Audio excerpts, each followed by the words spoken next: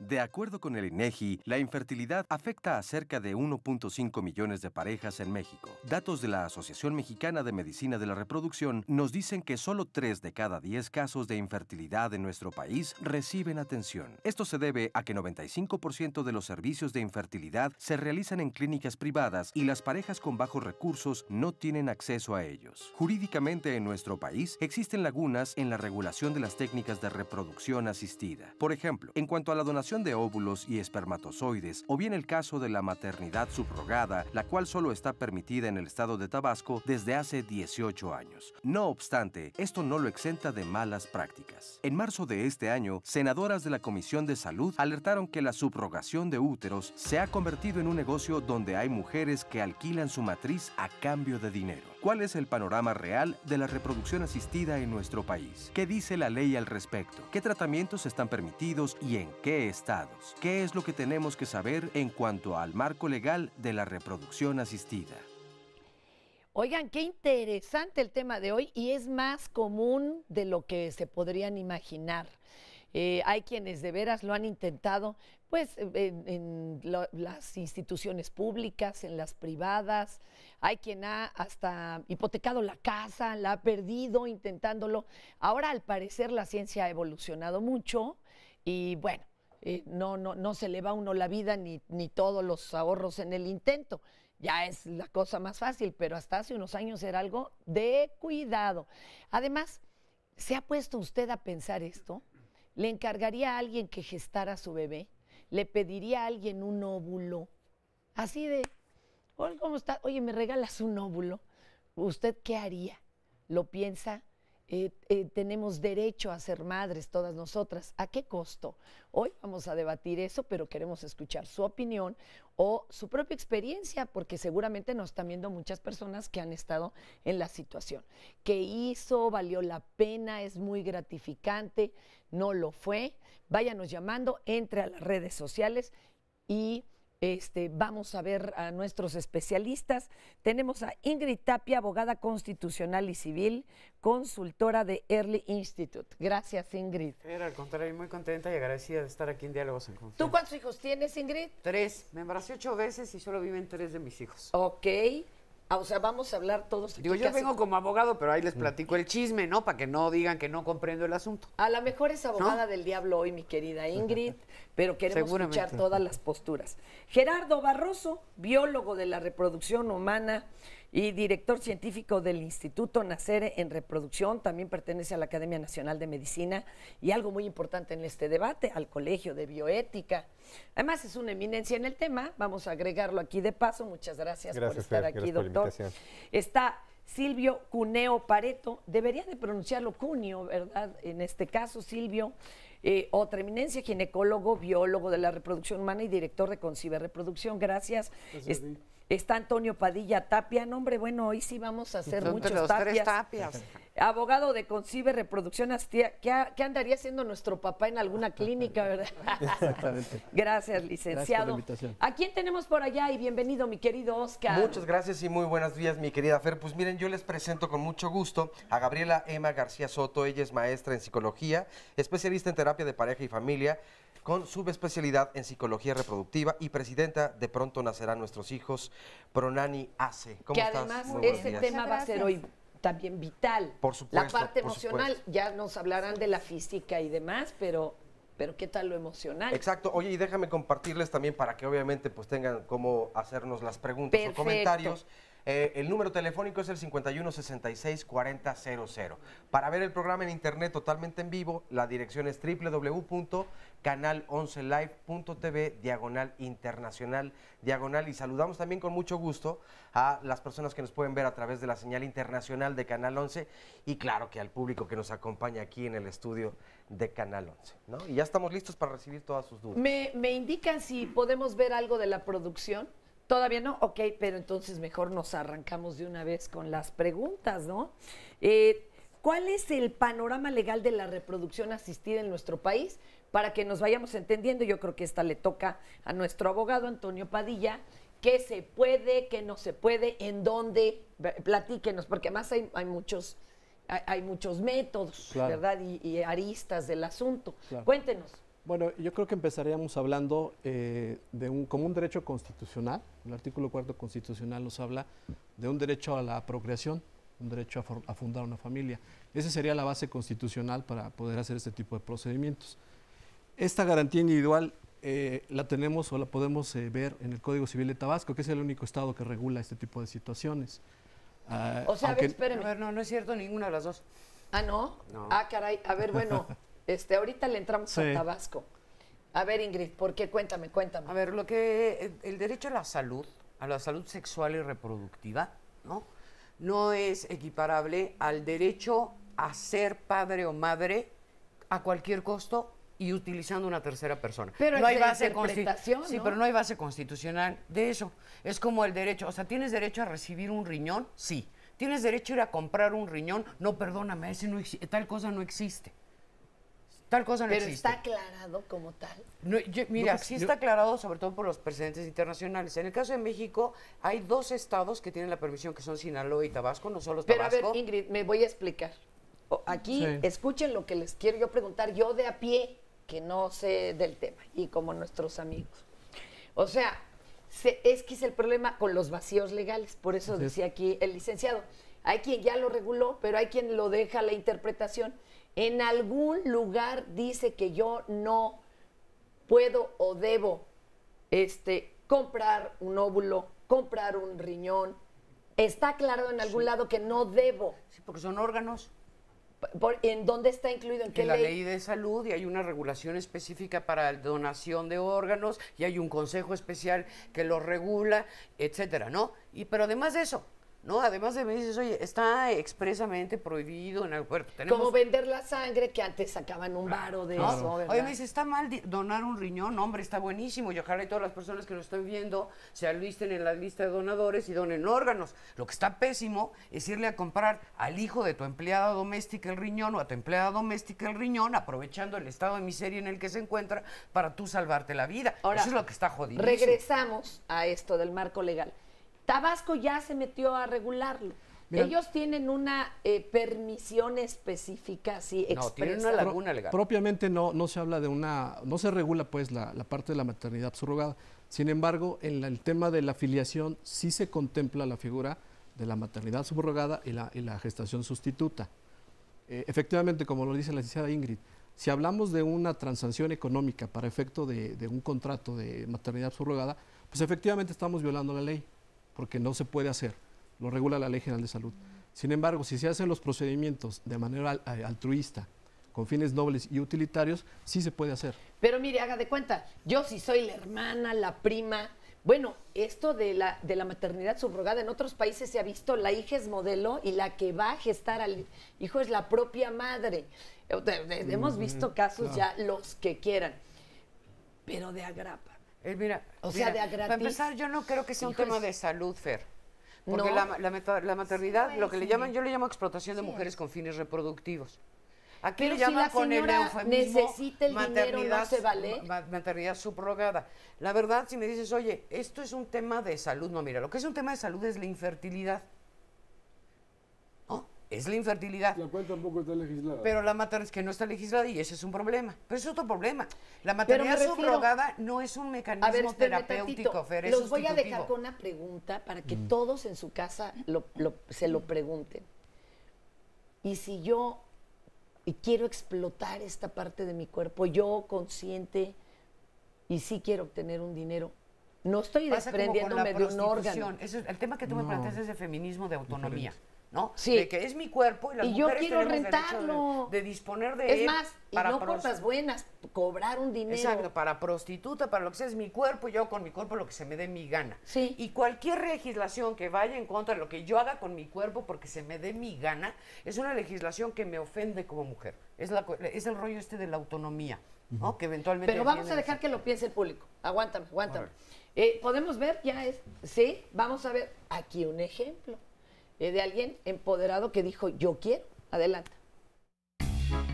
Hace 2 años yo tomé la decisión de ser madre sustituta. Empecé a buscar la información por internet, me suscribí a un foro, me contactaron varios matrimonios, sin embargo pues no se pudo lograr algo con ellos por la cuestión de que como yo no tengo hijos y es un requisito tener por lo menos un hijo, entonces no podíamos como que cerrar esa ayuda con ellos. Pero me contacta una agencia que me lleva con una clínica y en esta clínica me dieron la oportunidad de que pudiera yo ayudar sin cubrir ese requisito.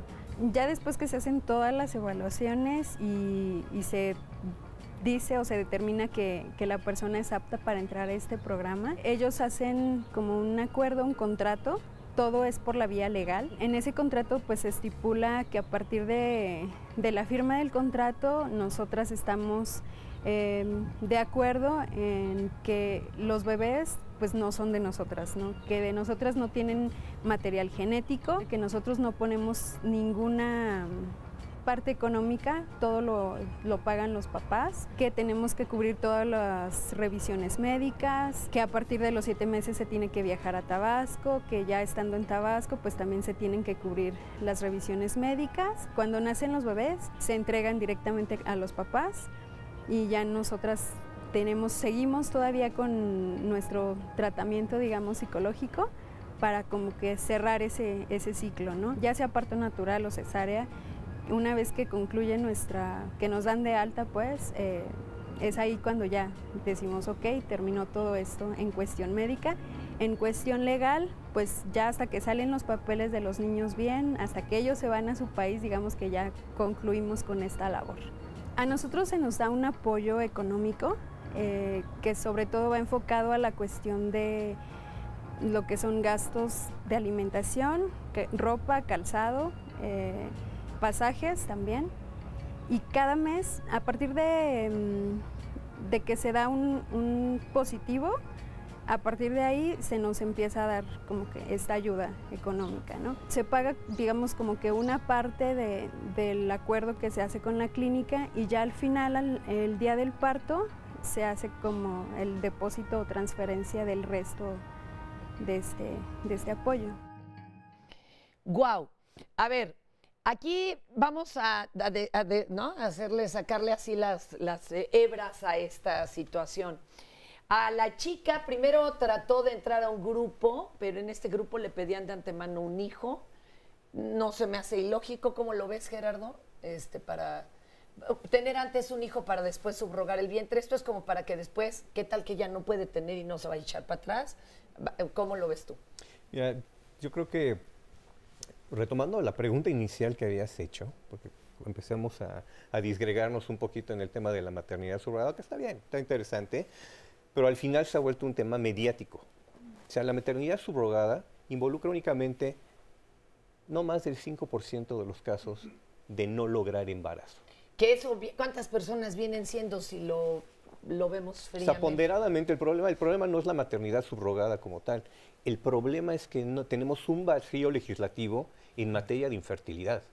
El problema es que no nada más es hablar de quién va a poder o no, de una u otra manera, porque ahí sí caemos en otro tipo de temáticas, que si trata de blancas, que si... No, pero bueno, es un tema en mil cosas. Pero ya en el tema de salud es la regulación de 1.5 millones de individuos que padecen infertilidad. Millón en este país. Aquí en este país. 1 millón, 1.5. 17% de la población en edad reproductiva entre los 18 y los 42 años no tienen forma y la mayor parte de las veces acceso. Entonces, no tanto el prestador del servicio, porque inclusive el que es el prestador del servicio, el médico, no sabe cuáles son los parámetros en los cuales tiene que fundamentar su práctica cotidiana. Okay. El uso de medicamentos, la inseminación, no se diga la fertilización in vitro con todo lo que involucra, pero sí por el otro lado, ¿sí? Aquel que acude a este tipo de servicios, pues ni siquiera, o sea, no hay instituciones públicas formales Es que ahí está la cosa. que den la prestación del servicio. Entonces, cuando hablamos de infertilidad, que es un tema muy global, entonces tomamos el pedacito del pastel que se llama vientre subrogado, maternidad subrogado, como le queríamos definir, pero lo interesante es como es tan mediático, hay ciudades como la Ciudad de México, que se dedicó exclusivamente la Asamblea de la Legislativa del Distrito Federal a crear una ley específica de una condición muy pequeña alrededor de un problema mayor. Nada más para terminar, hablando del concepto general.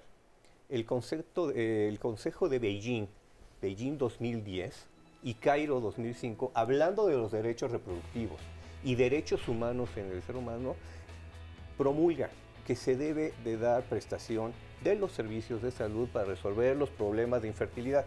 Y no solo eso. El Consejo, la Comisión Interamericana de Derechos Humanos, con sede en Costa Rica, hay el caso más emblemático, el caso Artavia. El caso Artavia es una familia en Costa Rica, está prohibida la reproducción asistida, en cualquiera de sus formas. Wow.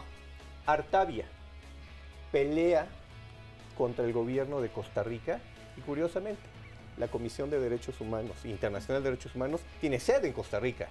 Entonces, regresamos a que nos cuentes todo el tema y ahorita vamos desglosando aún más este testimonio. Ahorita regresamos.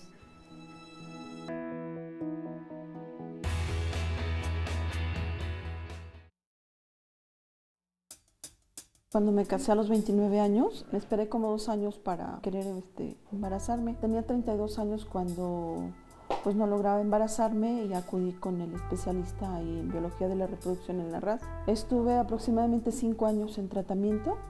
Me hicieron múltiples estudios, algunos muy dolorosos.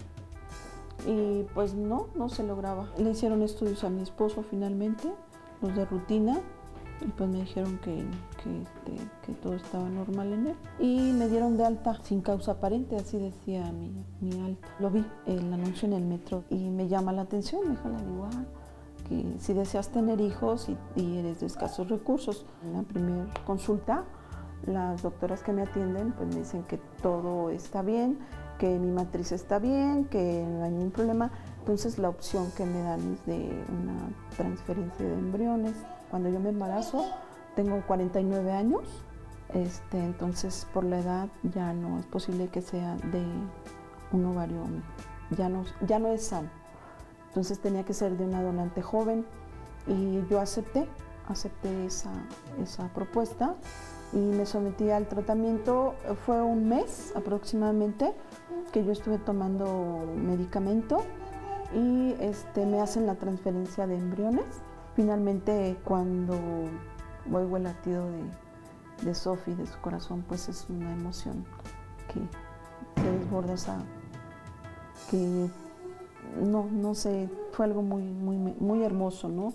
Es algo que yo le doy gracias a la vida, a Dios principalmente, y considero que es un milagro de vida, Sofi, porque es algo que ningún médico en ninguna clínica me aseguraban que yo pudiera tener a los 49 años una hija sana. Bueno, pues estamos de regreso aquí en Diálogos en Confianza. Tenemos un comentario para reordenar esto. Exactamente, es decir, ¿por qué surge el tema de las técnicas de reproducción asistida? Marcela Tapia, mira, Tapia, más Otro Tapia. Tapia, bueno, qué miedo. No sabía que hoy era el Día Internacional de los Tapias. Dice, buen día, desde hace 5 años que buscamos embarazarnos. He gastado alrededor de más de 100,000 pesos en medicamentos y consultas. Hace 2 años me practiqué una inseminación artificial y no funcionó. Emocionalmente es desgastante, eso me deprime, incluso hemos pensado en separarnos. Es un tema que afecta a muchas parejas, pero no se habla. La sociedad y la familia suele presionar y lo que más me enoja es que quien se tiene la idea que un hijo es lo máximo y eso te hace ser mejor mujer o así eres plena solamente, considerando que esta ideología es por la manera en que nos crían y educan. Este creo que es el origen precisamente de pues la presión por parte, como bien decía, la familia y la sociedad tengan Bueno, hijos. y hay comunidades eso- donde o tienes hijos o tienes hijos. Claro, ¿no? te empiezan a preguntar cuándo van a hacer desde la boda. Exactamente. Va, pero a ver, exactamente. vámonos en orden. La parte psicológica Por entonces. favor, ¿por qué nos surge a este 1,5 millones de personas esta necesidad de, caray, pues ¿qué está pasando? Yo también tengo que tener un hijo, ¿por qué no surge? Hay una cierta información social, obviamente, que está dada desde la familia. Sin embargo, también es una parte biológica que nosotros tenemos. Esta situación, pues, a lo mejor de, como tú quieras, poder perpetuar tu estirpe, ¿no? En Se este va a acabar caso, el apellido. los Tapia. Aquí no, aquel el día de hoy no. De veras, piensa uno una Pero bola sí. de cosas, aunque haya uno conducido diálogos 15 años, ¿eh? Es un duelo rudo saber que no se pueden tener hijos. Y es un derecho, vaya, nosotros estamos programados biológicamente para poder tener hijos, hombres y mujeres. Entonces es un derecho tanto desde el punto de vista de los derechos humanos como desde el punto de vista biológico. En cuanto Y a para la salud, tu cerebro primitivo es el único objetivo de estar aquí. sí. Y entonces como que dices, pero y hay una ¿cómo? edad. La ¿Cómo que no pulsión lo voy a reproductiva. cumplir? Y hay un ¿No? tiempo, ya hay un tiempo y una edad, ¿no? Entonces Claro. también... Que además se está extendiendo, porque no es la misma aquí en América Latina que en España, por ejemplo, que en Francia ya hay madres más de más edad, De que más acá ya, tiempo. ya nos llaman añosas, ¿no? De hecho, somos añosas las mujeres desde el punto de vista médico a partir de los 35 años. No es algo que se haya extendido, es algo que se está cuidando de alguna forma. Y tenemos justamente esta parte de la salud pública que debería estar cubierto, que son las técnicas de reproducción asistida que nos están permitiendo a las mujeres de más de 40 años poder tener hijos. Algunos ejemplos de técnica de reproducción, De reproducción asistida, porque no es nada más de préstame tu No, vientre. no, de o sea, hecho- son muchas. A ver. De hecho, vamos desde la baja complejidad, es decir, aquellas parejas que no tienen necesidad de hacer un tratamiento fuera de su cuerpo. Se estimula a la mujer por medio de la inyección de Hormonas, hormonas sí. o la toma de hormonas y se hace algo que se llama coito programado, es decir, le dicen a la pareja que tantas veces, a qué tiempo se tiene que tener relaciones. Otra que es lo mismo, un poquito más controlado, se hace algo que se llama capacitación fuera del cuerpo del hombre, se toma la muestra capacitada, es decir, mejorada, se pone en el cuerpo de la mujer y se logra un embarazo por medio de inseminación. Otras que son técnicas más avanzadas que tienen que ver ya un tanto con la edad de la mujer, pero también por la posibilidad que se necesita. A ver, acá con el doctor. Lo que nos decía, a veces nada más con darle hormonas a la señora, al señor luego les ponen inyecciones que los dejan, según esto, muy potentes. ¿Eso tiene muy buen pronóstico o la verdad es que no tiene tanta efectividad? No, como todo depende del diagnóstico y la indicación que tengamos. O sea, puede ser que un tratamiento sencillo sea muy bueno y hay personas que en cambio necesitan mayor tecnología. Depende de su diagnóstico. O sea, tiene que haber una indicación y obviamente principalmente médica. Y digo principalmente porque nuestra sociedad ha ido cambiando y actualmente podrían haber algunas otras indicaciones no tan médicas, ¿no? Algunas, por ejemplo, el de que extraen óvulo de ella, toman semen de los padres Sí. y hacen la fertilización in vitro, o sea, afuera. La reproducción asistida o fertilización in vitro o variantes de ellas es cuando por alguna razón esta comunicación o la calidad de esos óvulos o espermatozoides no es tan adecuada y entonces tenemos que nosotros observarlos fuera del cuerpo para poder determinar si la calidad del embrión que se origina va a ser el adecuado como para poder aumentar las posibilidades de embarazo y no solamente de embarazo sano, porque hay que tratar de ¿Qué evitar... estudio le hacen ahí cuando ya Es, lo lograron? Ya pegó. ¿Qué estudio le hacen? No, antes el embrión nosotros lo vamos a ver en el laboratorio, cómo evoluciona durante 3 a 5 días o 6, y si esas características nos dan parámetros de normalidad, porque no solamente vemos uno, generalmente tenemos varios para poder hacer una selección, que es muy natural. También De hecho, hasta seleccionan el esperma, el mejor. seleccionamos Ese es los el mejores que van a espermatozoides, tratamos de tener la mejor calidad en los óvulos. También el embrión puede ser estudiado antes de ser transferido para saber si genéticamente es normal o no es normal. Es fascinante cuando a uno lo invitan a uno de estos laboratorios a estar ahí viendo cómo se hace. Bueno, Claro. es muy impresionante. Ok, y entonces eligen el que se va a implantar. El que tiene mejor, el que tiene o los que tienen, se puede transferir entre 1 o 2 embriones en la actualidad, es algo lógico, para aumentar las posibilidades de embarazo. Posteriormente, si se da el embarazo, se tiene que hacer un seguimiento inicial para determinar que el embarazo esté cumpliendo con una norma evolución, ¿no? Un desarrollo adecuado. Ahora, pensemos que de alguna de estas opciones ya no se pudo. Cuando hace falta esperma, porque el caballero no nos va a dar el esperma necesario, ¿hay donadores de esperma o vendedores de esperma? ¿Qué hay en los catálogos? O sea, ¿hay de los dos? ¿O cómo se hace esto? Se llama donación de espermatozoides. Y obviamente la donación de espermatozoides es una técnica que se hace desde hace muchísimos años, en la cual una muestra de semen que es donada por una persona apta, previo estudios físicos, biológicos, genéticos y de transmisión sexual y drogas de abuso, nos indica de que es un buen candidato. Y es cierto como en las películas que te dicen, este hombre es profesionista. Hay un catálogo de características. Es que las películas, bueno, parece que nos educan, ¿no? Perdón. Hay un catálogo de características y dependerá de la institución qué tantas características o información se da o no se da. Lo más importante de todo es que la muestra que se utilice para hacer una inseminación o reproducción asistida debe de ser congelada. O sea, no se puede utilizar una donación en fresco como en muchos lugares todavía se está haciendo y está mal. Entonces eso no existe, no se debe. No, porque la muestra debe estar guardada en cuarentena al menos 6 meses para asegurar que esa ventana de posibilidades de infecciones de transmisión sexual, principalmente HIV, hepatitis B, hepatitis C. Le tiene que hacer el estudio. Exactamente, entonces tiene que ser muy regulado. O sea, ese punto es muy importante. Otro, cuando lo que no hay producción es de óvulo. Ok, en el caso o de óvulo sano, vamos, competente en este caso. En el caso de los óvulos, debido a edad avanzada, alteraciones genéticas o alteraciones de la calidad ovular, etcétera, entonces se puede recurrir a la donación de óvulos. Es un programa altamente eficaz, las tasas de embarazo son altísimas, pero también hay que tener las mismas características de selección y cuidado en las donantes. Obviamente mayor de edad, menor de 30 años. Pero le digo algo, si es más engorro donar un óvulo, ¿eh? Sí, porque el esperma como sea, perdónenme caballeros, ¿verdad?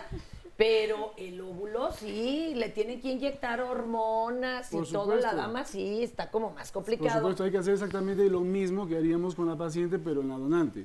Okay. Entonces, aquí hay dos vertientes o dos alternativas. De hecho, nosotros que nos dedicamos a la donación de óvulos es un programa altamente gratificante cuando la selección de la donante es adecuada. ¿Sí? Es muy agradable. Yo me acuerdo aquí el doctor que algún día me dijo, ¿y tienes una hermana que te dona un óvulo? Y le dije, sí, pero va a ser Jurassic Park, porque tengo una de 70 años en España, ¿verdad? O sea, no, ni para qué ni cómo.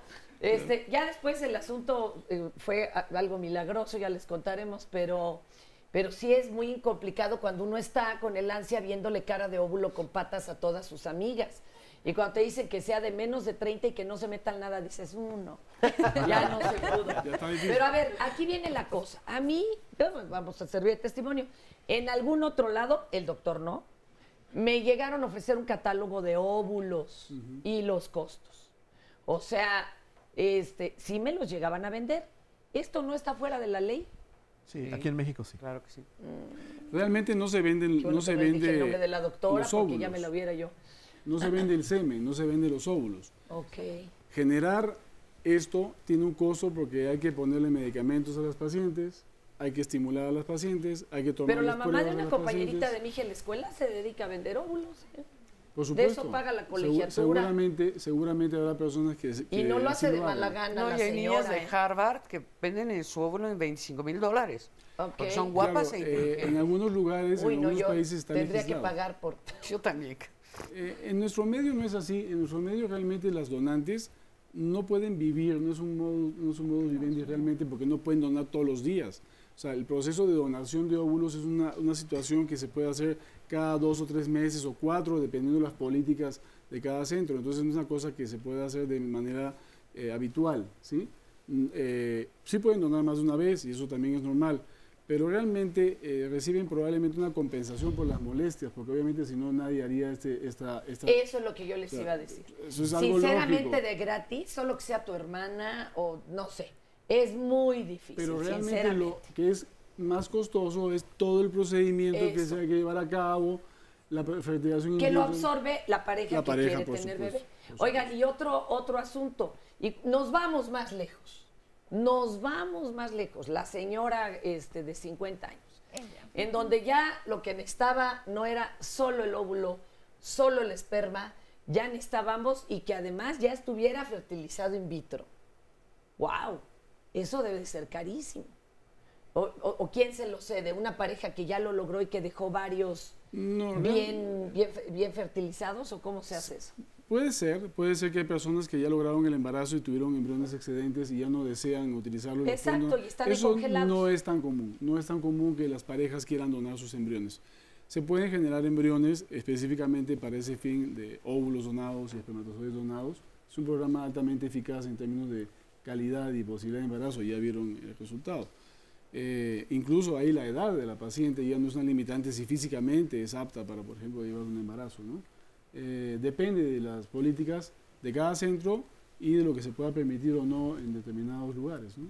Y otra cosa, hay quien, bueno, eso no existía en mis épocas, ahora yo hasta se los digo a las que veo en el mismo camino, que van a trabajar hasta los 40 como desesperadas o que no han encontrado a la pareja con la que quieren tener un hijo, congelar los óvulos propios para que se mantengan pues, en buen estado. Esto existe, ¿no? Yo puedo ir y decirle, Doc, guárdemelos. Guárdemelos para cuando los requiera, ¿no? ¿Qué duración tiene un óvulo congelado? Fíjate que te voy a retomar un poquito de lo anterior, cuando hablaste un poquito del embrión. Porque esos embriones excedentes, ese es el gran problema cuando tenemos estos vacíos legislativos. Porque desafortunadamente te llamará la atención, pero no tenemos tanto problema, no se genera tanto problema con este tema de compraventa de óvulo espermatozoide. El tema del embrión sí es una cuestión que se busca altruistamente donar. Pero te voy a decir qué es lo que pasa. Que como hay embriones, hay clínicas que ya cerraron y hay una cantidad de embriones que nadie sabe qué va a hacer con esos embriones. Entonces, Flex, le llaman en Estados Unidos y hay 2 millones. Entonces, es una cantidad enorme de embriones. De entes que podrían ser seres humanos. Que de ahí ese es el punto álgido por el cual no se genera una legislación. Porque nadie sabe qué hacer con ellos. Porque nadie sabe qué vamos a hacer con ellos. Nadie quiere formar embriones excedentes. Dios santo. Y el día de mañana la decisión es, fíjate, la primera es, yo ya cumplí con la expectativa reproductiva, ya tuve mis 2 o el número de hijos y me sobran embriones. Te sobran 5, ni modo que tengas 7 hijos en casa. ¿Lo descongelo? ¿Es un tema de vida o no? Pues es... Lo dono a la investigación. ¿Sí? Es permisivo hacer investigación con embriones.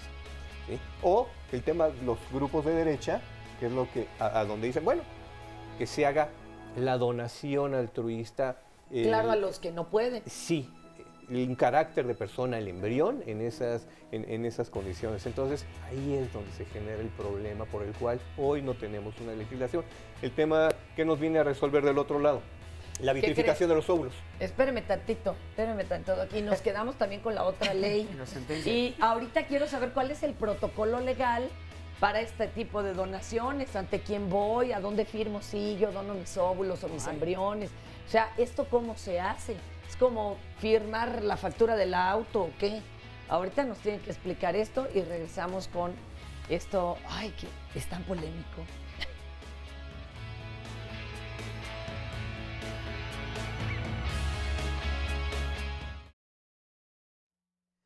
Bueno, estamos de vuelta aquí en Diálogos en Confianza y vamos a darle lectura a algunos de los comentarios que ustedes pues, nos hacen desde luego el favor de mandar aquí a las redes sociales. Nos dice Mario Bon Romero, muy buen tema, como siempre yo veo el programa. Charlie Harper, ¿por qué aferrarse a tener un hijo? ¿No sería mejor ir a terapia y saber qué hueco se quiere llenar? Porque al final el hijo no es el hijo, sino una demanda que va encubierta.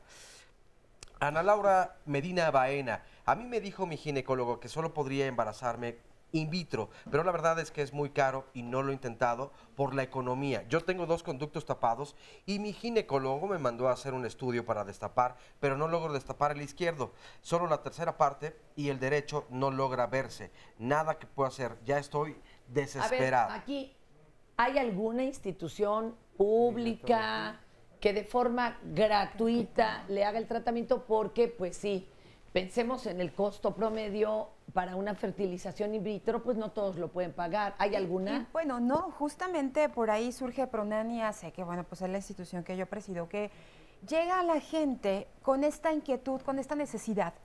Y pues obviamente con toda la ilusión, por lo que se ve en la televisión, por lo que se sabe, llegan a una clínica a ponerse en manos del médico y salen con un presupuesto de cerca de 300,000 pesos y pues se acabó. Me regreso al Seguro Social. En el Seguro Social, en el ISSSTE, en todas las instituciones de salud pública, en realidad lo que se hace es, pues digamos que tomar algunos requisitos que no se cumplen en todas las parejas. Deben ser mujeres de menos de 35 años, debe ser la mayoría tratamientos de baja complejidad si es en IMSS. En el caso de perinatología, bueno, pues obviamente también estos requisitos que son mujeres de menos de 35 años. ¿De baja de complejidad hasta dónde comienza a ser de alta complejidad? Alta complejidad, lo decíamos hace ratito, el doctor lo decía respecto a aquellos tratamientos en donde, como en el caso de la televidente, en donde haya un conducto tapado, los dos conductos tapados, y necesitamos tomar los óvulos y hacer esos embrioncitos en el laboratorio. Cuando ya se hace fuera del cuerpo, entonces ya estamos hablando de un tratamiento de alta complejidad. Muy bien. Y bueno, pues resulta que la necesidad de este tipo de procedimientos es altísima y la cantidad de tratamientos que se hacen en la salud pública es muy limitada. Eso, bueno, perinatología hace una labor excelente, no es gratuito, es pues un costo limitado, sin embargo, también la cantidad de personas que lo requieren es muy alta. Por lo tanto, bueno, pues vamos a tener ahí algunos requisitos que además se tienen que cumplir y que mucha gente no cumple. Una mujer no puede ir sola a solicitar tratamiento. ¿Por qué? Bueno, pues porque tiene que haber un hombre. No puede haber... ¡Ay, Dios! Sí, ¡Qué claro, discriminatorio! Exacto. No puede ser que haya un factor masculino, es decir, tiene que haber espermatozoides, aunque sea poquitos, para intentarlo. Pero si no, no hay esa opción en la salud pública. Tampoco pueden ser mujeres de más de 35 años, insisto. Entonces, vamos a tener a mucha gente que se va a quedar fuera. Fíjate, A ver, tengo uno que sí. también, Solionica Rodri dice, pues es muy difícil aceptar que uno es infértil. En mi caso, mi salud reproductiva se perdió cuando me embaracé y mi embarazo fue un embarazo molar. Este se complicó y la mola invadió mi matriz y sucedió que este embarazo estaba dirigiéndose a cáncer, así que se decidió médicamente quitarme la matriz. Fue muy difícil para mí y lo sigue siendo, pero creo que ya está quedando en mi mente y que nunca seré madre. Legalmente no se puede, pero bueno, ánimo a todas las mujeres que estén en esta situación, las que puedan luchar por sentirse madres, sigan luchando y siempre y cuando no dañen su propia persona y su relación. Y así es mucho las ganas de repartir amor, todo. Oigan, hay adopción, yo sé que es bien, la Justo cosa ahí, bien, justo eso yo quería bien difícil, pero también comentar. hay niños más crecidos, no querramos todos un bebé de 2 días de nacido y rubio. O sea, hay que pensar bien entonces para qué queremos esta paternidad. Bueno, sin embargo, por ejemplo, yo te puedo comentar el caso de unos pacientitos que ellos hicieron todo su proceso y que no fueron candidatos. Llorando él llega al consultorio y me dice, Gaby, de veras, tú que me has tratado en terapia tanto tiempo, ¿me ves violento? Dice, mira, tú sabes cómo amo a mi esposa, está bien, no tengo a mis perros dormidos en mi cama, pero pues los cuido, que fue una de las preguntas que le hicieron y que creo que fue donde puede que haya algún problema. Y ya no fue candidato porque él tenía aparentemente tintes de violencia en su personalidad. Ahora son papás también, y amorosísimos papás, pero muchos casos así son. No van a ser candidatos y van a quedar boletinados, por decirlo así. Y se tiene que recurrir a hacerlo por debajito del agua. A ver, doctor. Mira, la adopción es un tema muy interesante. Nosotros tenemos parejas que a veces hacemos inclusive situaciones de convivios que han nacido por una técnica, por la otra, natural, de una pareja, del otro, por adopción, etc. Y donde más problemas hay es en las pacientes que adoptan. Porque tú no puedes saber si ese bebé viene de violencia familiar, de uso de drogas en la familia, problemas en ese bebé. Entonces, lo natural realmente en una pareja es que quiera tener su propio bebé. Entonces, yo no digo que no se deba de adoptar. ¿No existe este peligro cuando pide un óvulo o un esperma? Porque pues, no está uno seguro de los de cómo controles. fue el tío o el abuelo. Y ya ve que 7 generaciones ahí se manifiestan. Depende de los controles que se hagan en la selección de estos donantes o de los pacientes, ¿no? O sea, hay personas que también no son candidatos, por una razón o por la otra, a que se le haga un tratamiento. Puede ser desde el punto de vista físico, médico o psicológico, ¿sí? Pero en términos generales, lo natural, lo espontáneo es que cada quien quiera tener un hijo o con sus óvulos o con sus espermatozoides y gestarlo. Eso es lo ideal. Si no, empiezan a salir todas las otras alternativas. Normalmente en diálogos no usamos la palabra natural, porque bueno, ahí ya se empieza uno a meter en problemas como decir bueno o malo. ¿Tú quieres agregar algo, Ingrid? Sí, mira, yo regresar al área que no tiene que ver con la infertilidad, sino a la estrictamente jurídica. Cuando tú vas a un procedimiento sustitutivo, porque la subrogación no es curativo, que yo sea estéril y embaracen a mi vecina, eso no me cura. Eso es una payasada, no es un tema de salud. Cuando tú vas a un procedimiento de esta naturaleza, lo que tienes que tomar en cuenta es que al final lo que quieres es el establecimiento de la patria potestad sobre un niño, ¿verdad? Tener un hijo que lleve tus apellidos, que sea propio. La filiación y la identidad de los niños no es un tema privado, señores, no se confundan. Es un tema de orden e interés público. La Corte de Derechos Humanos Europea ya señaló que este procedimiento es violatorio de los derechos humanos de los niños que tienen derecho a una filiación y a una identidad. A ver, entonces no es algo entre particulares, que vayan a un juez como la subrogación, porque nunca llegamos a la esto. renta de vientres, ¿no? Que le llaman, que en realidad tampoco existe una renta de vientres, ni modo que los vientres anden solos. Lo que estás rentando son mujeres. No te hagas que la Virgen te habla. A ver, acá Andrea no está muy de acuerdo. Cuéntanos, Andrea. O sea, porque justo a ese no llegamos. O sea, ahorita es que pues, nos ha faltado tiempo para cerrar ahí 3 ideas. A ver. Yo no estoy de acuerdo en que sea la compraventa de vientres o la renta de vientres, porque efectivamente los vientres no andan solos. Tampoco es la renta de mujeres, porque no andas rentando mujeres. Lo que estás haciendo es prestando un servicio. Está haciendo el horno para que un niño pueda tener una familia y para que esa familia pueda ser unos hermosos ciudadanos. Eso es lo que estás haciendo. Mira, yo respeto es mucho una tu posición, es pero una los servicios donación son para de producir servicio. servicios Sí, o bienes. Y, por eso. Y la gestación produce humanos, personas, exactamente. no bienes. Bueno. Lo que hay al final del día es un niño. Exactamente. No un producto. Claro. Servicios que seas prostituta. Y servicios por eso, que seas abogado. Porque al final lo que hay es o un bien o un servicio. Okay. Pero aquí al final hay un niño. Ok. A ver, espéreme. Y entonces, a ver, ahora acá, Andrea, ¿qué relación has tenido tú con esto que le llaman la subrogación, ahora que está tan de moda el outsourcing, ¿no? Yo desde hace casi 3 años soy parte de la red de madres lesbianas en México, y una de las 11 maneras en las que las lesbianas podemos ser madres es a través de la subrogación. Yo personalmente, desde hace más de 8 años, antes de que nacieran mis hijos, tengo deseos de prestar mi vientre para que una familia pueda tener hijos, porque yo sé lo difícil que es, porque me ha tocado con mi familia que una pareja heterosexual de lesbianas o de homosexuales no pueda tener hijos, y es desgarrador. Y si yo tengo un vientre sano y lo puedo prestar, claro que lo voy a hacer. Y si me van a pagar, no es una renta, no me van a pagar por hacerlo, me van a ayudar con los gastos del embarazo, y eso es lo que se hace. No te hacen un cheque porque gracias, qué buena onda eres. No, te hacen un cheque porque tienes gastos durante ese embarazo. Es una donación, Sí, es un préstamo. Chaparra, son 2 cosas de tu discurso. Primera, tu preferencia no te hace infértil.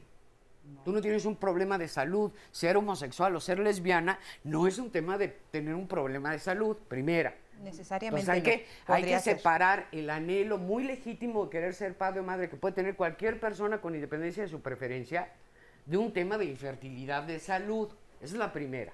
Y la segunda, el problema es que tu cheque, y no me dejarán mentir aquí los doctores, el cheque que normalmente le dan a las mujeres por prestarse íntegras, porque el embarazo compromete la integridad de la mujer, no solo el vientre, nunca no cubre, porque es simulado, porque es un negocito, y es un negocito donde las clínicas se quedan con la mayor parte, nunca cubre riesgos como la diabetes gestacional, como la preeclampsia, como la muerte. Si piden a las mujeres multíparas, no hay un seguro de vida que atienda a los niños que eventualmente se pueden quedar huérfanos. Hoy por hoy, una de las principales causas de mortalidad de todas las mujeres en el mundo, con independencia de su preferencia, es la maternidad. Cuando yo pido que otra mujer se embarace por mí, le estoy trasladando ese riesgo. Ya olvídate del varo y de la preferencia. Le estoy trasladando el riesgo de la maternidad. Y me parece muy injusto que esa mujer sea pobre. y que lo que se le dé a cambio no pero lo oye, cubra. pero espérame, ¿Sí me espérame, explicó? pero ella no es pobre, ella lo quiere hacer por apoyo. Es decir, Sí. yo estoy de acuerdo contigo en que qué tragedia que el gobierno no dé una calidad de vida correcta a mujeres que lo tuvieran que hacer como por una extrema necesidad, pero en el otro caso, ¿qué pero le Sí, ponemos? pero es como la Ley Federal del Trabajo, Fer. O sea, a partir de la idea de que todos estamos en igualdad de condiciones, no, bueno, eso no. pues es una vacilada, ¿no? Espera. Hay salario mínimo porque si no hubiera, habría patrones que pagarían menos del mínimo y trabajadores con tanta hambre y necesidad que cobrarían menos del mínimo. Vamos a 3 manitas levantadas, vas. Es la misma situación que las personas que están trabajando en el campo por el salario mínimo, que en algunos estados es hasta de 40 pesos, 50 pesos, si no me equivoco, diarios, que obviamente no alcanza para cubrir los gastos básicos de alimentación, ya no digamos de salud, de comida y de un techo, de alimentación. Y híjole, también tienen enfermedades como que les piquen los insectos y son mortales, o golpes de calor, pero ese no es el punto no es prohibir el trabajo en el campo. ¿Se quedan las clínicas con No se quedan las clínicas con la mayor parte del dinero. Las clínicas también tienen gastos, como los médicos, como los biólogos. ¿No te parece como... que todo eso debe ser gratuito y lo debe pagar el Estado, hija? Exactamente, bueno, eso, no, es, pero eso es otra el cosa hubiera, que yo iba... bueno, ya sacaron un IFE del hubiera Méndez, Eso es otra cosa ¿No te parece? que yo te tengo que decir. Es muy importante que todos estos servicios de reproducción asistida sean gratuitos para toda la población. En los que el gobierno, en las instituciones, que tengas que llevar un hombre, o sea, y 2 hombres a quién llevan. Exactamente, O sea, o 2 mujeres a quién llevamos. Exacto. Actualmente en las instituciones de salud, aunque cubran los requisitos de la edad y de que Te voy a hacer si, una pregunta. si eres lesbiana ¿Por qué no crees puedes. que está prohibido en la mayoría de países europeos y en la mayoría de estados de la Unión Americana? ¿Crees que son estúpidos? ¿Por qué crees que pase? ¿Por qué crees que esté prohibido? Yo no ¿Por creo qué que crees que sea delito. delito? ¿Por qué Estamos crees que hablando es de una ilegal? lana también. Oye, no puedo decir por los países europeos ni por los países Hay muchos diferentes países que no sean europeos México. donde todavía no se permite ni el matrimonio entre crees que sea personas prohibido? del mismo sexo. En Yo ninguno de ellos se personalmente, permite el correcto. matrimonio Porque de más de claramente dos. tú no eres una indigente de la que aproveche. No, yo Pero la ley no se personalmente hizo para por mujeres retrógradas. como tú y como yo. A ver, Yo aguántenme personalmente tantito. por retrógradas, pero yo no puedo hablar por otros países porque yo soy mexicana, yo vivo en México. Aguántenme aquí tanto. Hay una mano allá levantada. Licenciado Sí. primero y luego el doctor. Bueno, yo lo que quería comentar es que, contrario a lo que comenta la licenciada Ingrid, nosotros en la clínica nosotros sí tenemos, sí cubrimos toda esa parte de cuando la mamá es la sustituta, sí se le cubre los gastos, se le cubre las eventualidades, tratamos de cubrir lo más que se pueda. Evidentemente sí, nos hace falta regulación, nos hace falta que... Pero hay algún protocolo legal que se firma. Se firma un contrato. Nosotros... A ver, explíquenos ese contrato. Mira, nosotros lo que hacemos, somos un equipo multidisciplinario, donde participan psicólogos, biólogos de la reproducción, ginecólogos y en este caso tu servidor como abogado. Lo que hacemos es un contrato, donde tratamos de suplir precisamente las cosas que deberían estar reguladas en la ley, lo hacemos nosotros a través de los contratos privados. Y le damos certeza jurídica y certidumbre a los contratantes porque lo ratificamos ante un notario. Ok, ¿qué firma la persona que o dona el óvulo, o dona el esperma, o renta el vientre? O sea, ¿a qué se comprometen y a qué renuncian? Son cosas diferentes. Una cosa es la donación del óvulo y la donación del semen, que es un procedimiento, y otra cosa es la maternidad sustituta. En el caso de la donación de óvulos y del esperma se firma un consentimiento donde donan esas partes, digamos, y entonces ahí se quedan en el centro y ya no hay no problema. firman algo a que renuncien nunca más, volver a buscar el hijo, o sea, eso claro, sí, claro. Es una renuncia, lo Claro, firman. se tiene que firmar. ¿Y qué firma? ¿A qué se hace acreedora y a qué renuncia quien presta el vientre? Ya para abarcar así todas. Bueno, en el caso del vientre sustituto, lo que se firma es renuncia precisamente al nacimiento del bebé, pues. O sea, al momento que nace el bebé, renuncian a ese bebé. No hay un tema de filiación. Esas son las renuncias que se hacen. Y hay, por ejemplo, en el periodo de el embarazo, un momento donde ella diga, cuando médicamente sea posible, interrumpir el embarazo. ¿Está contemplado también Está legalmente? contemplado, claro. Ella puede decidirlo. Sí, claro, cuando está comprometida a su salud, claro. ¿Conoce a las personas que van a recibir el bebé? Sí. físicamente, Sí, claro. pero no forzosamente sabe dónde viven o a qué país va a ir a Bueno, dar. nosotros en el centro procuramos que sí sea un vínculo cercano. O sea, no somos ¿No ha agencia existido la bronca de que años después llegue y se presente y diga, ¿saben qué? Siempre sí quiero a este niño, o déjenme verlo, o ya es famoso que me pase una lana? Yo creo que a lo mejor en otros países puede que pase. A lo mejor en nuestro medio, por lo menos yo nunca lo he visto. Ahorita regresamos y híjole, y es que hay un chorro de preguntas. ahorita le seguimos.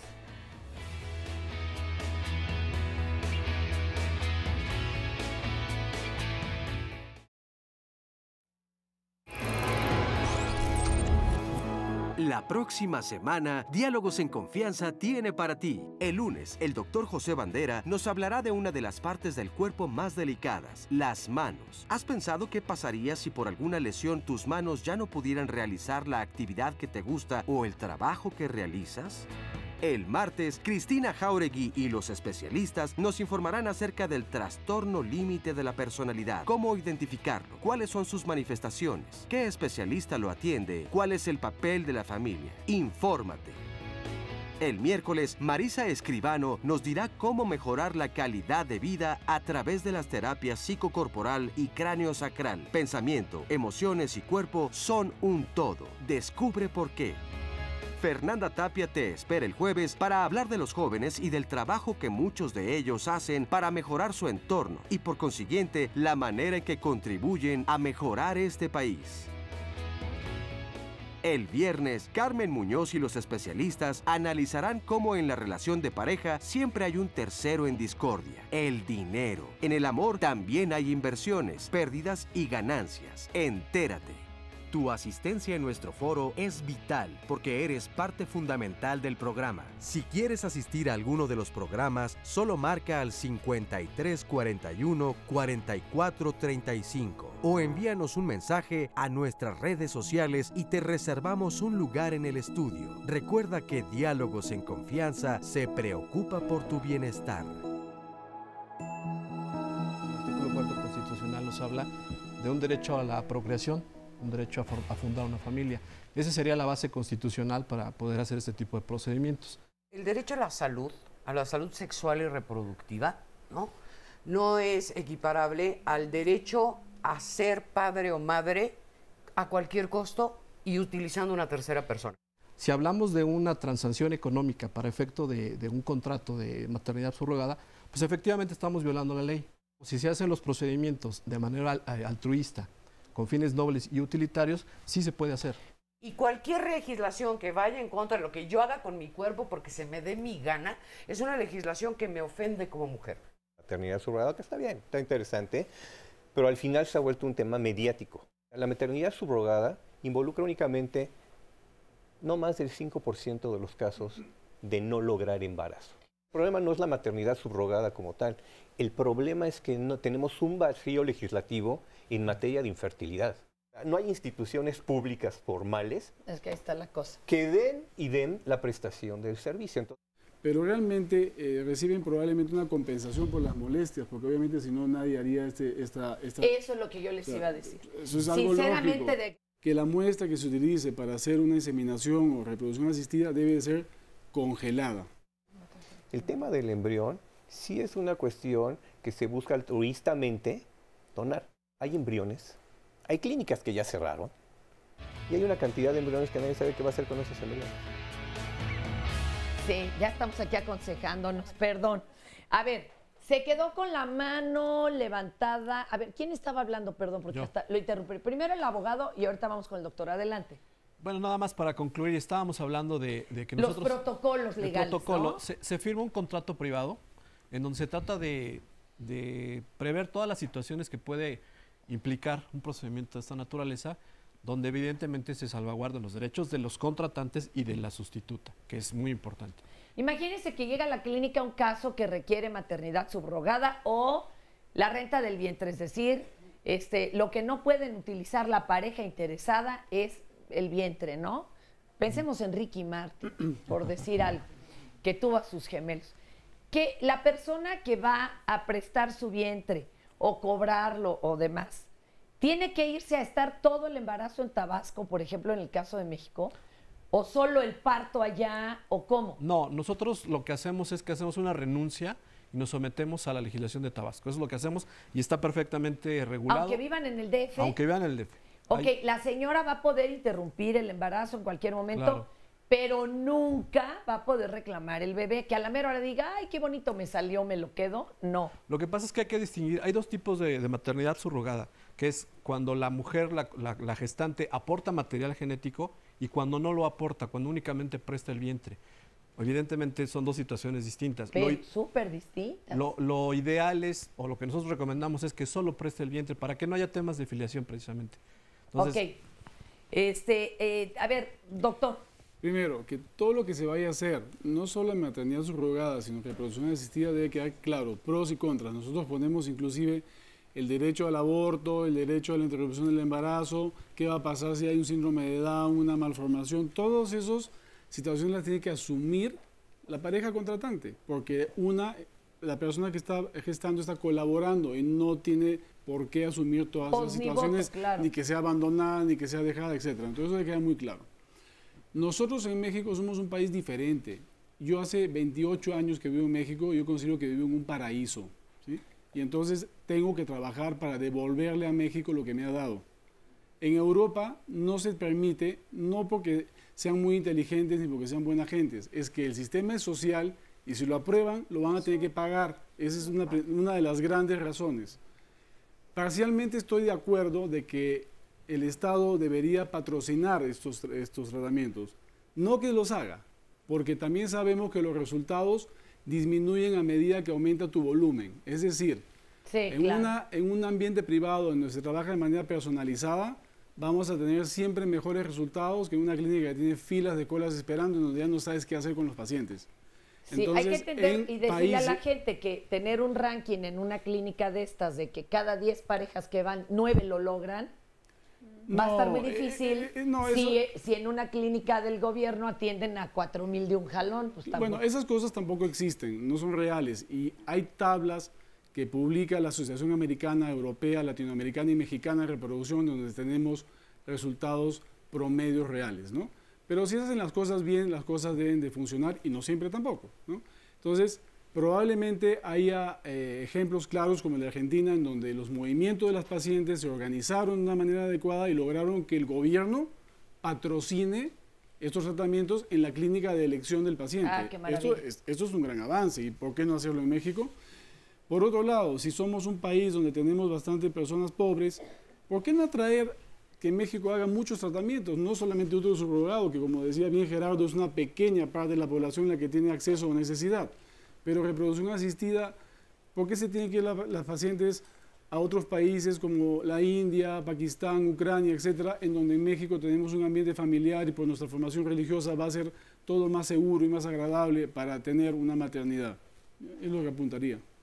Ok, ahora vamos con otro punto que seguramente se están preguntando, ahorita vamos con llamadas, el psicológico. Bueno, aquí en Diálogos hemos hablado mucho eso del instinto materno, que no es más que un chorro de hormonas al momento del parto. Yo no sé qué sucede con las que lo tuvimos por cesárea, ¿verdad? Pero yo sí estaba rete apegada. Entonces, dicen que esto viene por la oxitocina, el apego y demás. ¿Cómo le hacen las mamás, que ahorita hablaremos con algunas, que ya prestaron el vientre y claro, hay un momento hay que parir o cesárea o demás y va a tener el apego? ¿Cómo la ayudan para quitarle esa borrachera de hormonas y que pueda entonces desapegarse de una forma sana y estar consciente de que lo que hizo fue ayudar a otra pareja a tener a su niño? Todo va desde el principio pues ni siquiera del embarazo, sino desde el principio del proceso, en donde se tiene que hablar justamente de cuál es el objetivo de vida de la gestante sustituta. Y bueno, pues en este caso ella tiene que estar bien enfocada a que su vida está de alguna forma en una pausa y que se tiene que estar enfocando muy bien a no perderse de ahí. Quitando el momento, terminando el momento, entonces regresar otra vez a su vida cotidiana. En el momento, pues entonces, en donde vamos durante todo el embarazo, siguiendo la parte emocional, se tiene que considerar todas las cosas que ella esté necesitando de manera personal. Es un proceso terapéutico independiente, individualizado para cada una. Finalmente, una vez que nace ese bebé, pues bueno, ya desde antes estás preparando. También se conoce a los contratantes, se conoce cuál es el objetivo de ellos. Se sabe además que es una función muy importante la que se tiene. Una muy importante parte de eso que conocemos como inteligencia, de personalidad, está formada en el útero. Hay una programación in útero que, bueno, pues va dándose desde que empezamos nosotros a formarnos, desde todo momento, y muy, pues cercanamente está terminada de formar alrededor de la semana número 16. Entonces, la gestante sustituta tiene que saber que sí tiene una influencia importante, que no trae pues algo así como que me prestaste la blusa y la dejo guardada en el closet, ¿no? Sí, sino claro. que está gestando un ser humano y que, bueno, pues sí es una parte importante de su propia vida la que va a estar programando a ese bebé y que, bueno, finalmente sus papás lo están esperando, ¿no? Sea como sea. Es que el desapego lo vemos tan taoísta, tan difícil, ¿verdad? Sí. Pero acá nos decía el primer testimonio que vimos, me ofrecen todo tipo de apoyo. Desde el principio. Acá la ley, perdónanos, Gerardo, pues es que no te hemos bueno, dejado acabar de hablar de la ley. Disculpa, A ver. también es importante saber que se les dan hormonas finalmente para cortar, por ejemplo, la leche. Claro. Que bueno, pues sí es como parte de lo que te hace vincularte con tu hijo, ¿no? Hay un enamoramiento que, bueno, pues está dado por ese contacto físico de parte de tu hijo hacia ti y una respuesta de parte tuya hacia el hijo. Pero en el caso de las gestantes sustitutas no lo van a vivir de esa forma. Perdón, Gerardo, nos hablabas que en Costa Rica estaba prohibido una familia... Artavia. Exacto, ellos dijeron, ¿por qué no? Adelante, acábanos de contar bien la historia y ahorita vamos con más dudas. Mira, en el momento en que esta familia Artavia, presenta una demanda ante la Corte Internacional de Derechos Humanos, se toma la decisión, primero, lo más importante que se fundamenta el por qué, porque el gran problema de la reproducción asistida no es la reproducción asistida como tal. Exacto, no es cómo, esa ya la tenemos casi La reproducción resuelta. asistida es una técnica, punto. El problema de la reproducción asistida en México es cómo se vincula el hecho del inicio de la vida. Entonces, ese es el punto primordial. ¿El por qué y para qué? Claro, porque entonces de esa manera hablas de congelación de embriones, formación de embriones, si tienen personalidad o no la tienen, toda esta complejidad y hay muchas posturas. de eventos. Entonces, al final de todo esto, gana esta familia Artavia, se da un decreto por parte de la Corte Internacional de Derechos Humanos en donde, se reconocen los derechos reproductivos en cada uno de los, en el mismo artículo 4 de la Corte Internacional para poder procrear y buscar familia, se genera el concepto de la concepción, porque es un vacío importante, ¿no? ¿Qué es la concepción? ¿Cuándo se produce la concepción? Entonces lo define a partir de la implantación. Pero bueno, por primera vez se establece en esta Corte Interamericana que es un derecho.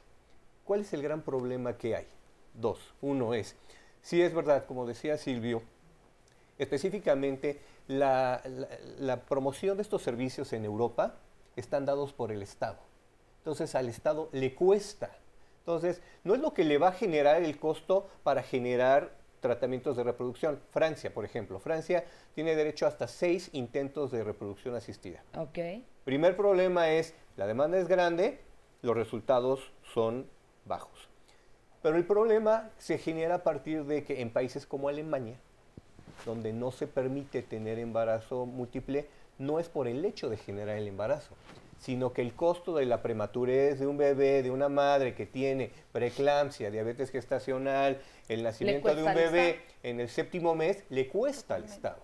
Entonces, eso no es permisible. Y el segundo gran problema que hay es que en México el problema de la fertilidad no es un problema de salud pública.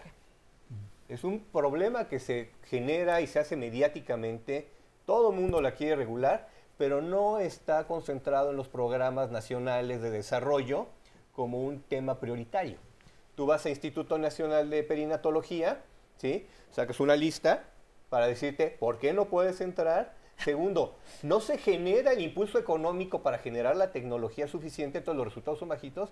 Y es mentira, es mentira que no cuesta, te cuesta. y te cuesta casi muy similar al costo que podría tener en ciertas clínicas. Entonces, en el momento en que no generamos certidumbre, no tenemos esa expectativa, ¿qué es lo que están buscando las clínicas? Apegarse a los lineamientos internacionales. Si es verdad, en México debe de haber alrededor de unas 75 clínicas en toda la República Mexicana. Y hay buenas clínicas y también eso es lo terrible, no muy buenas sí. clínicas. ¿Cómo sé que estoy en la buena y no voy a perder hasta la casa? Que los que tratan de hacer las cosas en forma adecuada se tratan de apegar a los lineamientos internacionales, a las guías europeas, a las guías americanas para definir qué es lo que se tiene que hacer. Último punto. En lo personal, yo he trabajado para impulsar estas, no crear una ley de reproducción asistida porque sería absurdo. Estamos hablando de un tema tecnológico. Entonces, lo que hoy, cuando platicábamos hace 10 años de qué es lo que... aquella medicina ya no existe. No. Es una medicina diferente, es una tecnología que avanza rápidamente. Entonces, crear una ley en 20 años sería estacionaria.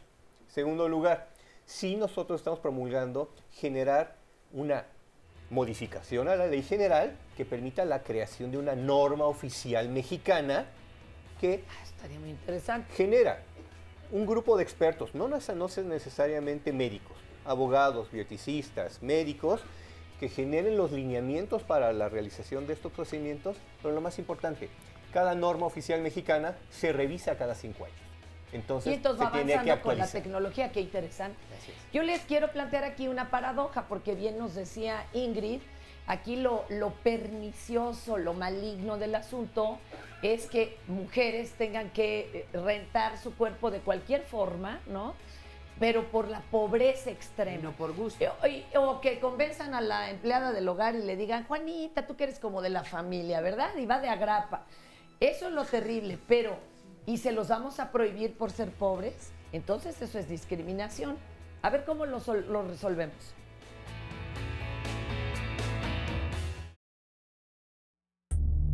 Hace 9 años me casé, tuve un aborto, yo no sabía, y me descubrieron unos miomas. Realmente nunca supieron si fueron los miomas lo que hizo que abortara o fue una fractura de tobillo que tuve.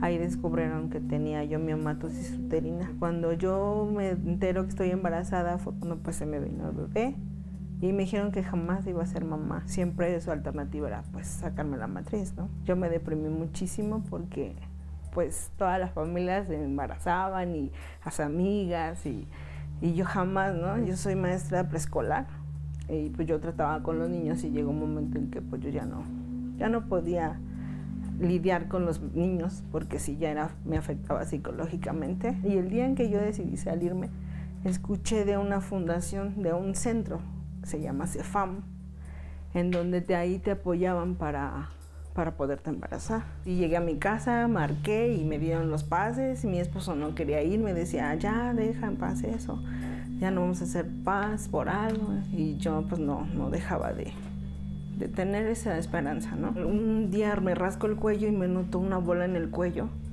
Yo presentaba un nódulo tiroideo en mi cuello, el cual volvimos a, pues no te puedes embarazar hasta descubrir si es bueno, es malo, y volver a hacer estudios. Tenemos que detener esta parte del embarazo si te quieres embarazar porque no es aconsejable. Pues ahí otra vez el mundo se me derrumbó. En ese momento también la relación con mi esposo pues estaba un poco ya desgastada porque yo aferrada y él ya no, y entonces realmente lo dejé. Entonces en aquella ocasión, el último estudio que me hicieron en el sector salud fue una histerosalpingografía. Ese estudio era el que me hacía falta en todos los miles de doctores que visité. Ese fue el estudio que me hacía falta, que pues se descubrió que era lo que tenía, ¿no? Entonces empezamos ahí con el procedimiento de inseminación artificial. Mi esposo siempre estuvo, pues de ahí para adelante ya me apoyó en todos los estudios que nos pidieron, porque pues también el que él cooperara era importante. Pues todo se fue dando. Regresa a la fundación de Pronani, el tratamiento se termina y llega el día de la inseminación. Me hacen el procedimiento, a los 10 días me habla el doctor y me dice que pues es positiva la prueba, ¿no? me siento feliz, me siento realizada, me siento bendecida después de, en fin, de estudios, de un maltrato psicológico, físico, emocional, pero al final se dio el embarazo y aquí está mi bebé. El desgaste del que habla la compañera es que si llega uno ya en crisis, ya cuando ya dices, bueno, ya no quiero hijo, ya quiero salir de la ratonera. Elena, cuéntame, ¿tú qué haces? ¿Cuál es tu postura ante todo esto? Bueno, yo estoy a favor de la subrogación, ya sea tanto para parejas heterosexuales u homosexuales. Yo en el momento ahorita estoy gestando unos mellizos, estoy de 16 semanas, para una pareja homosexual de Estados Unidos. Desgraciadamente es el tabú social lo que complica mucho esta situación. En mi caso, mi familia me apoya, amigos, conocidos, vecinos, saben cuál es la situación. Además, fíjense, las circunstancias de ellas son muy peculiares. Tú a los 18 ya tenías 2 niños. A los 18 años yo decidí ya operarme para no tener más hijos. Ya tengo 2, ya, párele. Y tú ya no ibas a tener más niños. No. ¿Cuándo o cómo surge el interés por ayudar a otras parejas nacionales e internacionales, ¿no? Pero ¿cuándo surge? A mí me lo solicita una amiga que no podía embarazarse. Ella le habían dicho que iba a necesitar alquilar un vientre. Ella me agarra y me comenta que si le podía yo hacer el favor, porque obviamente económicamente ella no estaba en la disponibilidad de pagarlo, de costearlo. Yo le comento que sí. Desgraciadamente para ella, después de más análisis, le comentan que su cuestión genética no es sana. Ella decide ya no seguir el procedimiento porque ella quería preservar su genética. Entonces, a mí ya me habían hecho estudios, me habían dicho que yo era viable para todo el proceso. Claro. Y dije, bueno, si yo soy donadora altruista de órganos, soy donadora de sangre, ¿por qué no donar mi útero evitándome, se podría decir, la cirugía del trasplante, ¿no? A ver, ahí les va otra. ¿Tú ganas más en tu trabajo formal que lo que te pudieran dar como una compensación económica por esto? Así es. Esto yo realmente no lo hago por economía. No lo haces por economía. No. Oye, ¿y ya te has separado de algún producto, de algún bebé? No. Este va a ser el primero. Así es. ¿Y cómo lo ves a futuro? Apenas van 4 mesecitos. Así ¿Va a es. estar difícil la separación? Desde que yo empecé con este procedimiento, cuando yo me acerqué a buscar clínicas o parejas de manera particular, yo ya estaba consciente de que obviamente esos bebés pues tienen a sus papás.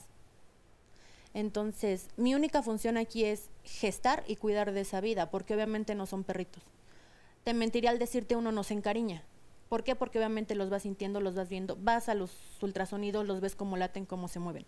Pero desde un principio, al menos en mi situación, yo estaba consciente de que estos bebés iban a tener una pareja que los quisiera, o sea, que iban a ser sus hijos, una familia que los iba a aceptar como eso, que son, y o sea, obviamente no son míos. Solo pusiste el vientre, no material genético. No, únicamente mi vientre. Ok. ¿Y piensas repetir la experiencia? ¿No tienes problema? Si médicamente yo sigo manteniéndome sana, sí lo volvería yo a hacer. ¿Qué edad tienes? 28 años. Ok.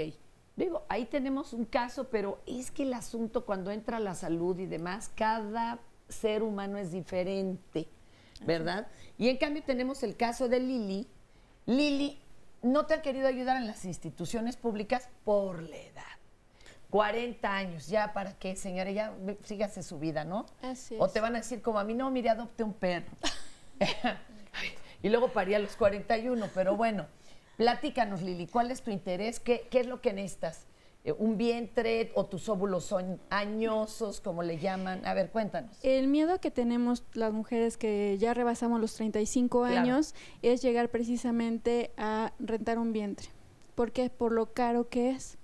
Entonces nos gustaría a todas las mujeres que nos ven también desde casa, que nos dieran la oportunidad de podernos atender, como por ejemplo en el Seguro Social, en perinatología, en la nueva especialidad que abrieron en Toluca, que es Mónica Pretilini. He acudido a estas instituciones y a partir de los 35 ya no nos quieren atender. Claro. En el Seguro Social, por ejemplo, que fui asistí ahí para esta ayuda, llegué a los 35 y a los 36 me informaron que, pues, bueno, mis estudios, por lo tardado que es, que ya no iba a ser aceptada. Bueno, gracias, te hicieron perder el tiempo. Entonces... Oye, entonces, tus óvulos, tú tienes óvulos. Yo tengo óvulos y apenas me hice un estudio de hormona antimulleriana. Ajá. Y salí de 4.1, siendo que a mi edad es 1.5. Claro, no, bueno, después de los 30 hagan de cuenta que se va uno en picada, así como en salto de bungee. Ajá. Que bueno, tienes 4.1, hay muchas posibilidades. Donde mi cuerpo puede asimilar todo. Pero lo que necesitas es el vientre de otra persona. En este caso yo puedo embarazarme con mi propio óvulo, yo misma puedo embarazarme, tengo endometriosis. Tengo endometriosis. Entonces eso es lo que he evitado que el Pero entonces podrías sacar tu óvulo, ponerle solamente esperma, hacerlo in vitro y volverlo a colocar en tu vientre. A mí. Ok. No hay forma de conseguirle una beca o algo, no sean malos. Pues, doctor, perdón. A ver, orden. De hecho, nosotros en Pronani, Lili viene conmigo de Pronani, nosotros lo que hacemos es justamente eso, poder ayudarles a las pacientes a que tengan tratamientos con descuento. Nosotros les gestionamos descuentos en los centros de fertilidad, de manera que ellos puedan tener un precio aproximadamente de la mitad de lo que pagarían en cualquier otro momento. Y también les ayudamos a disminuir los costos de medicamentos. Se los compramos directamente, se los ponemos en precio de costo en sus manos. Entonces, no hay lucro ahí, nada. Oiga, doctor, a ver, Gerardo. Fíjate que a mí me gustaría nada más poner un poquito sobre la mesa que hablamos mucho del tema tecnológico y mucho del tema legislativo, pero se pierde mucho el concepto de persona y persona que atiende a este tipo de servicios. O sea, la estigmación, o sea, el estigma que se genera es, tengo 38, tengo 40, tengo 41, es como señalado, ¿sí?, proscrito y terminativo. Oye, Hasta pero además aquí lo llegaste. maltratan uno horrible, ¿eh? Que en la mayoría de las clínicas es, ¿y por qué se esperó hasta ahorita? Que no se da cuenta que además va a traer usted un hijo que van a hacer mal, así nos lo dicen. No, de veras, ¿eh? Es un maltrato psicológico, ya lo decía la otra señora, espantoso al que se somete a alguien que tuvo la ocurrencia. Es prejuiciativo y discriminatorio. Cuando nosotros hablamos en esta temática, tenemos que estar preparados como sociedad y como clínicas a que cada vez nos vamos a enfrentar a un proceso más acelerado en la búsqueda del embarazo y en la edad. O sea, esas etapas que nuestros abuelos se embarazaban a los 15, 16 años, ¿sí? Eso ya no lo vamos a ver. Pero lo que sí vamos a ver es que cada vez hay necesidades diferentes, ¿sí? La familia, no la familia del papá, la mamá, el perrito y el perico. La familia en el 35% de los casos es la mamá soltera y la mamá que busca tener 42. Un bebé, ¿sí?, después de haber trabajado 15 años para poder subsistir. Entonces, hay que pensar en esa parte. En el caso muy particular, ya hoy la tendencia cambia, ¿sí? Antes uno llegaba a los 38 años y es o te haces fertilización in vitro o no hay manera. Y si llegas a los 40, pues ojalá te vaya bien con la donación ovular. Fíjate que hemos encontrado que mujeres que preservan condiciones, lo que se había mencionado en el video, que tienes los requisitos mínimos biológicamente hablando, ¿sí?, necesitas un óvulo sano, ¿sí?, un óvulo, ¿sí?, en el cual cuando te metes a fertilización in vitro es una demanda de estrés mayor por el uso de medicamentos, ¿sí?, que tu resultado va a ser pequeñito por ese estrés en una incubadora. Pero cuando tú logras obtener un óvulo único, sano, ¿sí?, puedes tener inclusive mayor posibilidad, porque ¿qué vas a hacer? Hay mujeres que tienen uno al final que no les va a dar para realizar un procedimiento de fertilización in vitro, pero ¿cómo sabes que ese óvulo no es suficiente para lograr un embarazo de la... ¿Por tu cuenta? Exactamente. Como me pasó a mí, así el Satanás. Así tal cual, así es. ¿No? En lo personal, sí me gustaría que a todas las mujeres que están en casa se les considerara por medio de evaluación física, ¿no? De, bueno, okay, no por la edad nada más. No por la edad, digo, si cubrimos el requisito, que en mi caso es de 4.18 la ovulación y que mi cuerpo puede, el cuerpo puede asimilar todo el medicamento y que no lo va a desperdiciar, ¿por qué no darnos la oportunidad de poder ser atendidas, ¿no? Saldría muy caro al Estado, que bueno, el Estado nosotros lo pagamos con nuestros impuestos. Saldría demasiado caro. Pues dice, es una cifra de 1,5 millones los que tienen problemas de infertilidad. Pero hay algo que tal vez puedan aclarar los doctores. De este 1,5 millones de los problemas de infertilidad, por lo menos el dato que yo tengo de la Secretaría de Salud, es que al menos el 80% son casos tratables. Es decir, donde puede ser mejorada su situación, remitido. Si es un problema la infertilidad, sí es un tema de salud. Y felizmente, en el 90% de esos casos, que es la estimación médica, o la estimación oficial, que vete a saber cómo estamos en México, ¿verdad? El 90% más o menos de este 1,5 millones son cosas que se pueden, con el tratamiento médico adecuado, subsanar. ¿Y no se lo pueden exigir al Estado? Yo creo que debe ser una exigencia con cargo al Estado del tema de servicios subrogados de salud. Y no puedo demandar al Estado para que me lo pague. Yo, a diferencia del doctor, sí creo mucho en la capacidad de los médicos mexicanos, especialmente en los hospitales de tercer nivel como perinatología. Yo, gracias a perinatología, tengo hijos, 3 de 8 embarazos, ¿no? Padecí mucho para tener a mi propia familia.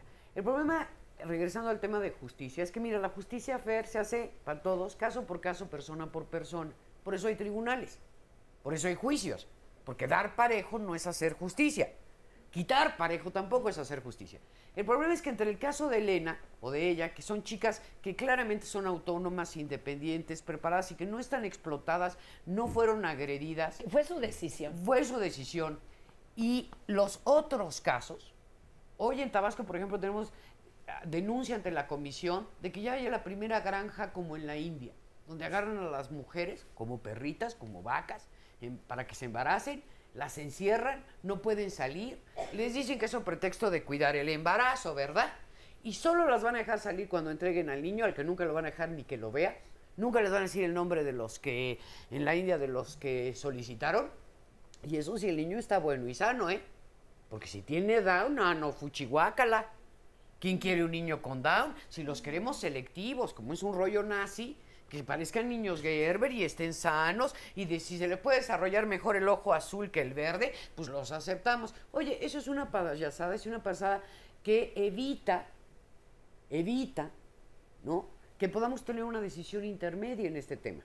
Entonces, por eso los países desarrollados, no Ucrania, no la India, no Vietnam y no Taiwán, que son los que están como Tabasco en México, deciden prohibirlo ante la imposibilidad humana de discriminar los casos de estas chicas que son muy, muy buenos, y qué mejor que prestes tu vientre, porque es una donación. ¿Qué de malo puede tener? Sí, pero el problema es que su caso es un caso atípico. Pero, oye, y por ello lo tenemos típico que prohibir. Es como tratar de acabar con la caspa mediante decapitación. O sea, tendría que haber la opción sin que al plantearla se vuelva discriminatoria, racista y clasista. Está complicado. Mi segunda opción, tengo un first choice. El primero es que, como los países desarrollados, se prohíba. Ok, ¿y la segunda? Mi segundo choice es que se haga como en 9 de los estados de Estados Unidos, que no es la prohibición europea, pero en 9 estados hay una cosa que se llama el pre-birth order en las cortes norteamericanas, que es una orden prenatal. Entonces, si una persona en verdad quiere gratuitamente donar o prestar su cuerpo para una gestación, y hay una pareja que en verdad lo necesita, porque en verdad tiene un tema de salud, van a juicio y lo deciden. No, van con un juez, el juez autoriza que no haya, que se cerciora, no un notario que yo pagué de 2,000 varitos. Un juez autoriza, ve que no hay un caso de explotación y da una orden de prenatal. Oye, donde un los juez de solicitantes México que tienen también la custodia del bebé desde la concepción.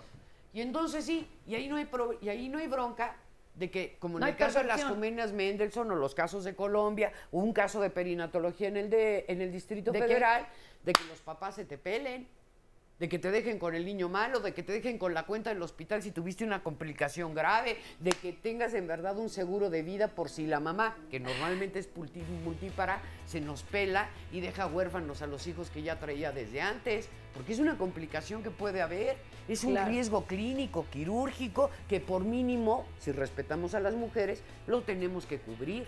Vamos a tener que ir a una pausita y ahora sí rezamos con el altero de planchar, ¿verdad, mi Oscarito?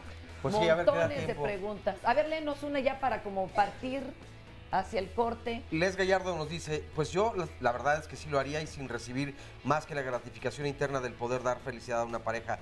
Core 86, interesante como siempre, pero de mucha polémica. Preocupante si hay 1,5 millones de personas con infertilidad. Irónica Sánchez, tema relevante de grandes vacíos legales, la reproducción asistida. Pausa y regresamos.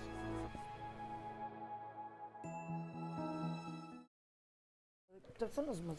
Bueno, ya regresamos a Diálogos en Confianza. Nos dice Ana Luisa Labastida, pueden escribir los datos de los invitados. Desde luego, al final del programa los publicamos tanto en Twitter como en Facebook. Además, no se pierden el programa a partir de mañana, porque seguro generó muchas dudas. Lo pueden buscar en YouTube, buscan Diálogos en Confianza, marco legal de la reproducción asistida, para que lo puedan ver en cualquier momento. Nos dice Aniux González, el egoísmo que padece nuestra sociedad nos ha llevado y nos llevará a lugares inimaginables. Si queremos creer que podemos hacer y deshacer de nuestro cuerpo, todo me es permitido, pero no todo me edifica. Pero ya el hecho es de decir o decidir por otro, no está bien. El bebé es desprendido de su madre biológica. Hay muchos niños en los orfanatos esperando tener una familia y que fueron abandonados por sus propios padres. Mi pregunta es, ¿están seguros de que este tipo de concepción no le provoca algún daño psicológico al bebé? Nos dice Zaira Yasmín García, al final del día es solamente un negocio, le pongan la etiqueta que le pongan, porque las clínicas cobran muchos conceptos, entre ellos los honorarios de los médicos, que seguramente es del 60% de lo cobrado. Si realmente se desea dar amor, hay muchos niños necesitados de un hogar y amor, pero solo se es ser egoísta. Parte de las opiniones. Nos dice también Mimi Sánchez, con o sin permiso legal, existen los vientres subrogados. Por 3 años fue una clínica de fertilidad. Afortunadamente, yo logré mi embarazo al 2.º año. Conocí a todo tipo de mujeres con muchas historias. Y allí me enteré que en Cancún hay mujeres que rentan sus vientres por 200,000 pesos. Nadie conoce la necesidad de tener un hijo, solo quien lo vive. Oye, pero es como cuando se alegaba que al aborto había que entrarle, porque de todas maneras existía. Y aquí hay que entrarle a algo, Claro. alguna forma de regularlo. Reguladamente. Reguladamente, o sea, como tú dices, con muchos puntos de vista y demás. Adelante. Sí. Takeshi Hanazono, una vez que alguien decidió la reproducción asistida por vientre subrogado altruista, ¿cómo sé a qué institución acudir? Es decir, ¿hay alguna asociación o certificación para garantizar que la institución es de calidad? ¿Hay algún directorio de instituciones de reproducción para consultar? ¿Y con qué clase de abogado o con qué clase de profesionales se debe pedir que haga el contrato de la subrogación de vientre altruista para que todo esté en debido marco legal y se asegure la entrega del bebé y la no filiación con la madre sustituta? ¿Hay ocasiones que orienten o asociaciones que orienten sobre todo estos trámites y procedimientos? Sí, y bueno, nosotros nos ponemos a sus órdenes como Pronani AC para hacer este tipo de orientación, pero también hay abogados que se dedican a este tipo de procedimientos, específicamente enfocados en el tema de maternidad gestante sustituta, que bueno, pues trabajan a la mano de centros de fertilidad en México y que trabajan también de manera independiente. Entonces, con todo gusto nosotros podemos orientarles acerca de con quién se pueden orientar para poder hacer esto, tanto desde el punto de vista de las chicas que lo pueden decidir para que no vayan a ningún lugar en donde las tengan como en granja, sino que sea algo realmente bien hecho, también en el caso de los contratantes para que vayan a un centro en donde se tenga todo bien hecho y estén certificados. Muy bien, como ya había dicho, al final del programa justo publicaremos entonces tanto los datos de quienes participan hoy en el programa como algunas instituciones. Elena Ramos dice, en el sector salud tienen exceso de pacientes y los médicos atienden rápido y sin comprensión, y lógico que concluyan a las 3 de la tarde, cuando estos mismos médicos de cualquier especialidad atienden en consulta privada con costos altísimos. César, ¿qué sucede legalmente si la que rentó su vientre decide ya no dar al bebé, ya que en el IMSS no permite eso? Bueno, ya lo habían platicado, no se puede, hay un contrato ya previamente firmado. Rocío Varela Esparz, la frialdad que necesita una persona para alquilar o prestar su vientre y más a la hora de entregar al paciente.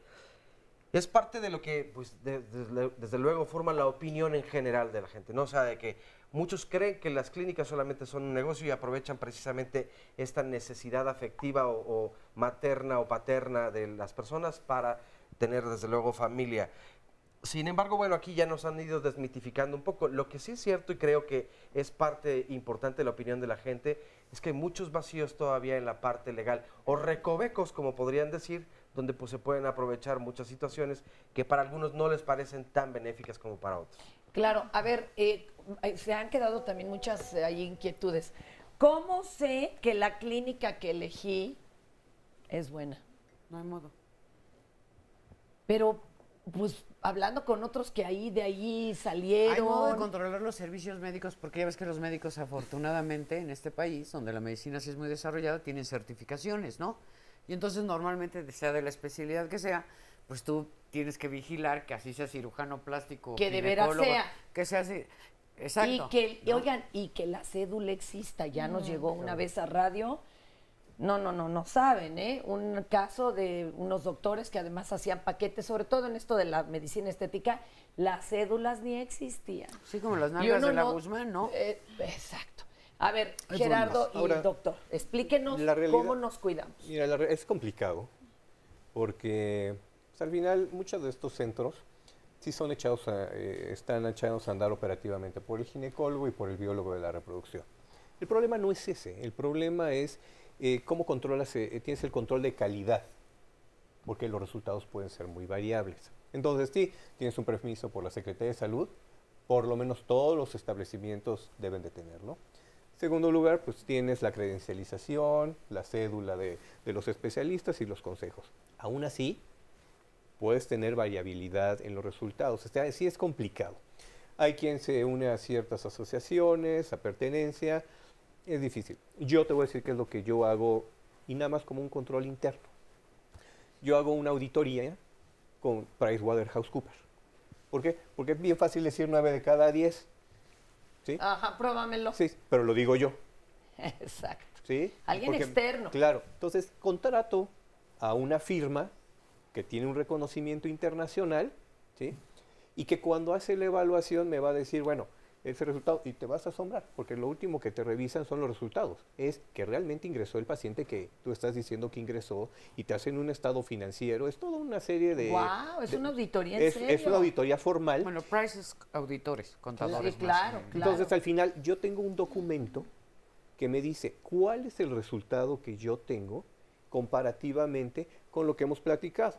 ¿Qué es lo que dice la CDC en los Estados Unidos? ¿Qué dice la red latinoamericana? Y es la única manera, pero yo lo hago como control interno, para saber que los procesos, porque al final todo esto, lo que queda chiquito es la medicina.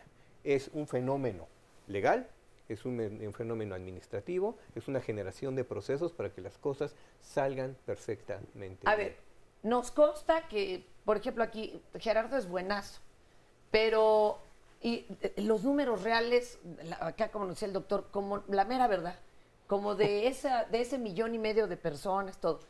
De cuántas parejas sí lo van a lograr, o sea, vamos, ya sea por los medios más sofisticados, no importa, pero cuántas lo van a lograr. Mira, o sea, las cosas como son y claritas.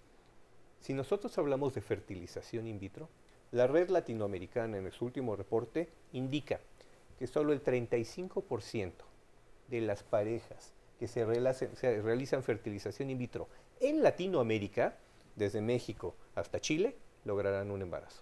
O sea, 3 a 4 parejas de 10 lograrán un embarazo. La CDC, que es el órgano regulador, que es el único muy formal que regula, si tú te metes a buscar cualquier clínica, está perfectamente bien registrada y te dice que el promedio en la tasa de embarazo es del 48% global. Si hay clínicas que te pueden ofrecer un Pero casi se refieren 60. tal vez a otras cosas, o sea, que atendieron a alguien y con darle hormonas lo logró. No, pero eso es in vitro. Y te voy a decir cuál es el gran problema. Que la mayoría de la población, el 75%, no ha llegado a esas técnicas de fertilización in vitro. Entonces va con el médico general, va con el ginecólogo, el que no le atendió la tiroides, el que le dice que... Y todo el mundo hace su esfuerzo hasta donde tiene. Que yo tengo para darte pastilla, te doy pastilla. Que yo te doy para la inyección, te doy inyección. Que yo alcanzo para hacerte una inseminación y te aseguro un 40%, es real. La inseminación, evolutivamente hoy, pues te dará un 18. 20%. Y cuesta caro, ¿eh? ¿Sí? ¿Qué es lo que ha pasado? Que tecnológicamente la fertilización ha despegado, pero nosotros en nuestro concepto de atención médica, de prevención, porque lo que tú decías es muy cierto. Entonces, ¿cómo lo evitas? Pues como hablar de diabetes. ¿Cómo evitas la diabetes? Ponte a hacer ejercicio y cuida la alimentación. Te evitarás que te corten un dedo a los 65 años. En la fertilidad es igual. No fumes, cuida tu peso, haz ejercicio, tu alimentación, ¿sí? Hay un rubro que no vas a poder separar, que es el tema de la edad, pero el resto, si tú tienes un cuidado programado y una evaluación mínima, te tiene que ir bien. ¿Qué les recomendaría a las personas que están en ese dilema? En la búsqueda del lugar ideal debe haber mucho también el feeling entre el médico y el paciente. Si tú no pues ya de entrada te maltrató, qué horror. Exacto. Si tú no confías en la persona, si no te dedica el tiempo que te tiene que dedicar, si cuando te hace la cita luego no está, te ve otra persona, o sea, todas esas cosas pueden ser aceptables porque pues tenemos otras actividades, congresos, etcétera, pero debe quedar claro, ¿no? Por ejemplo, nosotros tenemos un calendario en el cual está escrito cuándo los médicos no estaremos porque estamos en un congreso internacional. Entonces, la paciente sabe si va a empezar o no va a empezar el tratamiento. Verificar si el profesional de la salud, además de solamente atender, le gusta publicar, escribir, documentar, hacer estadísticas, formar parte de alguna asociación, o si principalmente sus actividades son dedicarse al golf, por ejemplo, ¿no? O sea, ¿qué es lo que motiva a esta persona a que haga sus actividades? Obviamente es importantísimo la credencialización, las cédulas de especialidad y de subespecialidad en esos casos, las licencias sanitarias, cuánta participación tienen en actividades científicas de desarrollo, de entrenamiento y obviamente que los resultados que uno propone vayan acorde a lo que se está documentando, ¿no? Más o menos, en pacientes de buen pronóstico se embaraza una de cada dos, hablando de fertilización in vitro, con óvulos propios, con espermatozoides propios. Tampoco es un pecado cuando no se logra el embarazo, pero porque las estadísticas manejan entre 1 a 3 o 4 casos, dependiendo, ¿sí? Pero ya más de ese tercer caso, no vamos a aumentar las posibilidades de embarazo, ¿no? Okay. Si alguien te dice, bueno, vamos a hacer 10 intentos, ya empezó mal, o sea, ya empezó mal. Uno tiene que hacer una propuesta en base a que el diagnóstico que se haga debe ir acompañado de un pronóstico, de un plan. Es decir, mira, vamos a hacer esto y probablemente en unos 2 o 3 intentos podamos lograrlo. No es un pecado no lograr un embarazo en un primer intento, solamente la mitad o menos, como decía Gerardo, lo van a lograr, ¿sí? Pero también la información que se va a dar al paciente debe ser totalmente clara, transparente, fluida, sin cosas extrañas ni mágicas, ¿no? Sino que vamos a hacer esto en este orden y nuestras expectativas son las siguientes. Si eso te convence, es un buen lugar. A ver, Oscarito, con los que están ahí preguntando y opinando. Pues sí, mira, ahora que se termine de cargar precisamente esto, te leo algunos más de los comentarios que están llegando. Nos dice, ahora termina en un segundo de cargar, Carmen Reyes Arriaga. Los tiempos están cambiando. Hablemos mujeres que hemos estudiado, trabajamos para tener un estado económico holgado, pero se nos ha pasado el tiempo. ¿Acaso es malo querer ser mamá, ya que el tiempo nos pasa la factura a las mujeres? Mario Bon Romero. Y el sistema, ¿no? Porque pues, no tuviste la situación económica en el momento en que tu cuerpo dice que es el momento, ¿no? Claro. Mario Bon Romero dice, convertir el cuerpo humano en mercancía y además una mercancía muy lucrativa cae siempre en lo ilegal y manejado por grupos poderosos y como por ejemplo tenemos a quienes venden su sangre en Estados Unidos, la prostitución mundial, la desaparición de niños y recientemente el tráfico de órganos. Legalizarlos no significa una mejora para la humanidad, ya que podemos ver en la droga en Estados Unidos solo provoca el aumento en su consumo. Ojo con enviar mensajes confusos al público. Bueno, en realidad estamos hablando o presentando precisamente cuál es el marco legal en este momento de las técnicas ¿Y cómo de lo hacen aquí en México asistida, para tratar de hacerlo lo más legal posible? Porque hay un vacío ahí terrorífico, como nos dice Ingrid. Y la decisión además está en cada una de las parejas que adopten precisamente algunas técnicas de reproducción asistida o decidan no hacerlo e irse por la adopción, como es el caso de muchas personas que lo hacen. Nos dice Ade a Juliet. La ciencia rebasó al marco legal. Además, son tratamientos costosos. Ser madre o padre no es una condición para ser un humano. No es obligatorio. Debería ser la elección personal y como sociedad debemos promover la aceptación de las múltiples maneras que ofrece la vida de ejercer la paternidad. Nos dice Sheila Almaraz. La renta de vientres es lo mismo que la prostitución. Ojalá todas las prostitutas brindaran ese servicio sin cobrar, solo por el gusto, por el favor, el dinero y la necesidad mueve a la gente. De verdad, hay muy poca moral en estas personas. La adopción es la mejor opción para todos estos casos. Y bueno, pues fuertes declaraciones por algunas partes, por algunas personas, desde luego. Pero Claro. pues es un tema que seguramente, tanto en lo legal como en lo emocional, lo psicológico y la postura moral que cada persona adopta. Sí, pues, desde luego agrégale habrá- tu religión, tu grupo social, tu familia, No, y tiene que ver tus también creencias. directamente con el método. Porque si tú estás poniendo tu óvulo o estás poniendo tu esperma, pues bueno, esta idea, esta pulsión reproductiva, ególatra, de yo quiero que Ingrid Tapia deje descendencia genéticamente parecida a Ingrid Tapia en el planeta. Mira, humanamente, yo no estoy de acuerdo, pero bueno, humanamente es comprensible, es respetable, pues. Sí, pero lo tenemos Pero mira, metido si hasta no el es tu tuétano. óvulo, güey, no es tu esperma, y tampoco va a ser el cuerpo de la gestación. Como se dice en latín clásico, no manches, adopta.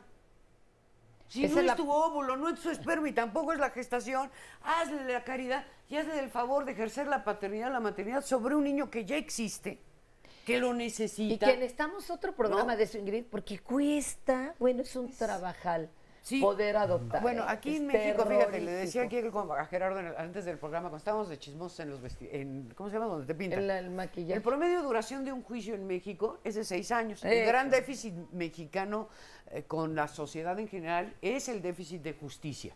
Y la verdad es que es muy doloroso que los procesos de adopción nacionales e internacionales sean tan complicados.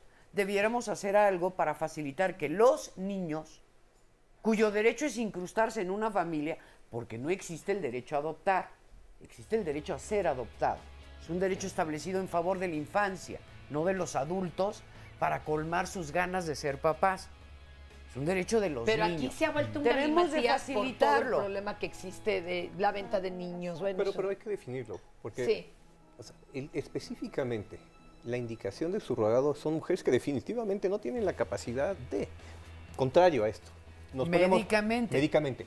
Contrario a esto, ¿qué pasa con los que buscan después de selección de sexo social? Después de 4 niñas quieren el niño.